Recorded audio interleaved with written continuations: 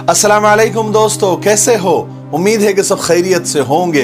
अल्लाह आप लोगों को ऐसे ही खुश रखे। आज मैं आपको एक रियल स्टोरी सुनाता हूँ, एक सच्ची कहानी सुनाता हूँ जो किसी ने सुनाई है। वो कहते हैं कि मेरे घर वाले मेरी शादी कराना चाहते थे और मुझे शादी से कोई मतलब ही नहीं था। घर वालों ने एक लड़की देख ली थी, वो भी उन्हीं के पसंद की। मुझे तस्वीर दिखाई गई तो मुझे एक आम सी लड़की लगी, कोई ऐसी खास चीज उसमें मुझे नजर नहीं आई। मैंने कहा भाई आप लोगों को पसंद है तो बस कर दो। उन्होंने भी मंगनी कर दी। मैंने न कभी उसको कॉल किया न कभी उसके घर गया।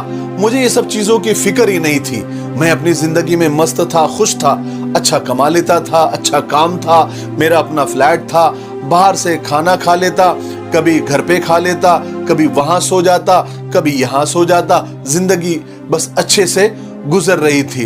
बहरहाल शादी का दिन आ गया। मैंने कहा भाई कोई रीति रिवाज रस्म वगैरह में न पड़े, बस जल्दी से निकाह करा दे, क्योंकि मेरी नजर में शादी बस एक बोझ थी। मतलब मुझे ये मालूम था कि शादी मतलब एक लड़की घर में आती है, उसकी जिम्मेदारी उठानी होती है, उसको खाने पीने की कोई चीज लगती है तो वो लाकर देनी है, कोई कपड़े लगते उसको चाहिए होते तो वो लाकर देना है, और कोई जरूरत की चीजें मांगे तो वो बस उसको लाकर देना है। मतलब मेरी जिंदगी में शादी का मतलब ये था कि बस हो जाए, क्योंकि शादी न करे तो लोग बदनाम करते हैं। वरना मेरी जिंदगी ऐसी थी कि शादी ना भी होती तो मेरी जिंदगी पर कोई बहुत फर्क पड़ने वाला नहीं था। बहरहाल शादी हुई, दुल्हन घर आई। बाकी जो रस्म रिवाज है वो तो सब घर वालों के होते हैं। रुखसती वगैरह के बाद मैं भी घर आ गया। मैंने कहीं पढ़ा था कि कमरे में दाखिल होने से पहले या कमरे में दाखिल होने के बाद 2 रकात नफिल पढ़ी जाती है, तो मैंने वो अदा कर ली। इसी बहाने से मैंने इशा की नमाज भी पढ़ ली और मैं कमरे में जाकर सो गया और मुझे नींद भी लग गई। जैसे मैं रोजाना सोता था, जैसे मेरा रोजाना का रूटीन था। ना तो मुझे कोई शादी से खुशी थी और ना ही कोई गम था। शादी के अगले दिन मैं उठा, नहाया धोया और काम पर चला गया। ऐसे ही 2-3 दिन गुजर गए। उस लड़की से ज्यादा बातचीत भी नहीं हुई। बस उसने कुछ पूछा, मैंने कुछ जवाब दे दिया, इससे ज्यादा कुछ भी नहीं। एक दिन उसने मुझसे पूछा आप शादी से खुश नहीं हैं? मैंने कहा कि मैं गमगीन भी नहीं हूं, दुखी भी नहीं हूं, बस लोगों में एडजस्ट होने में मुझे थोड़ा सा वक्त लगता है बस। मैंने कभी उससे ना एजुकेशन पूछा, ना तालीम पूछी, ना उम्र पूछी। मुझे कौन सी उससे जॉब करवानी थी या कोई काम करवाना था। 1-2 बार घर छोड़ने भी गया था, वो भी उसी के कहने पर।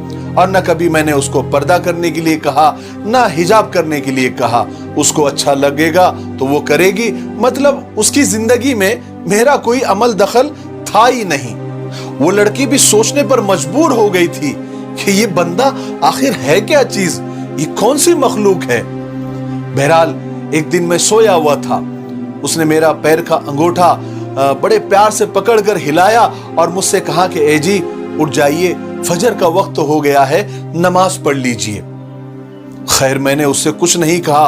वैसे कोई दूसरा होता, कोई मुलाजिम, कोई नौकर होता तो उसकी तो खैर नहीं थी। मैंने सोचा कि चलो अब नींद खुली गई है तो नमाज पढ़ लूं। मैंने 2 रकात फजर की नमाज पढ़ी और फिर बिस्तर पर वो मेरे पास ही बैठ गई, मेरे सराहने बैठ गई और कुरान पढ़ने लग गई और मैं मस्त होकर सोया हुआ था। थोड़ी देर तक मुझे उसकी कुरान पाक की तिलावत की आवाज भी आ रही थी। बहरहाल थोड़ी देर आते रही, मैं सो गया। फिर मैं उठा, मैंने कहा नाश्ता बना दो। उसने नाश्ता बनाया और मैं काम पर चला गया। उस दिन मैं लेट हो गया था तो मैं घर नहीं आया, फ्लैट पर ही सो गया। अगले दिन जब मैं घर पर आया तो अम्मी ने मेरी क्लास ले ली। कहा कि तू घर क्यों नहीं आया, अब तेरी शादी हो गई है, तू जितना मर्जी लेट हो जाए तुझे घर आना ही होगा। अब तेरी पहले की जिंदगी और अभी की जिंदगी में फर्क है। और जब अम्मी मुझे डांट रही थी तो वो पास खड़े होकर वो लड़की सुन रही थी। मैंने कहा अम्मी जान अच्छा, आइंदा से ख्याल रखूंगा। और फिर जाकर मैं कमरे में सो गया। थोड़ी देर के बाद वो कमरे में आई तो मैंने उससे पूछा तुमने अम्मी से कहा था? उसने कहा कि नहीं, मैंने नहीं कहा था। अगले दिन फिर उसने मुझे फजर की नमाज को उठा दिया और खुद जाए नमाज पर नमाज पढ़ने के लिए खड़ी हो गई, नमाज की नीयत बांध ली। अब बंदा उससे क्या कहे, तुम नमाज क्यों पढ़ रही हो, ऐसा तो नहीं कह सकता ना। खैर मैंने भी शर्मा शर्मी में वजू करके 2 रकात नमाज अदा ही कर ली। अब हमारा ये मामूल बनने लगा था। उसके बाद उसने मुझसे प्यार से कहा कि अजी सुनते हो? मैंने कहा जी कहिए। उसने कहा कि आपको पता है बीवी के भी कुछ हुकूक होते हैं। मैंने कहा बेहतर है, मैं समझ गया। उसके बाद वो कुरान पढ़ने लग गई, मैं अपने मोबाइल में लग गया। अगली रात को वो मुझसे कुछ शरारतें करने लग गई। बहरहाल जैसे तैसे मैंने उसके हुकूक अदा किए। हुकूक क्या अदा किए? उसने मुझसे हुकूक ले लिए। अब वो आहिस्ता आहिस्ता मेरी जिंदगी में दाखिल होने लग गई थी, इन्वॉल्व होने लग गई थी। खैर मुझे भी मजा आने लग गया था, क्योंकि हर चीज तैयार मिलने लग गई थी।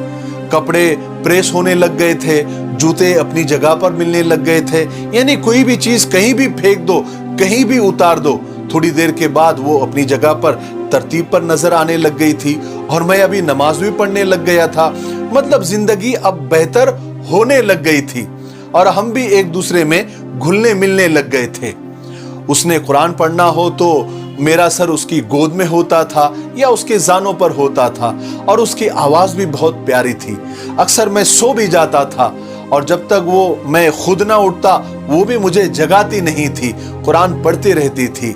अब जब भी मैं काम पर लेट होने लगता तो मुझे घर की याद आने लग गई थी, क्योंकि उसके गोद में सर रखकर सोने का मजा ही अलग था।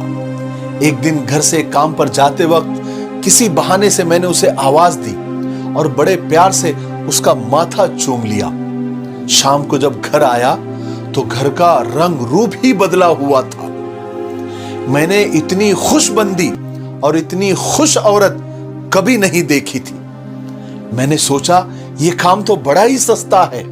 अब तो मैं रोज उसका माथा चूम कर जाता और जब भी आता तो किसी ना किसी बहाने से उसे कमरे में लेकर जाता ताकि उसका माथा चूम सकूं।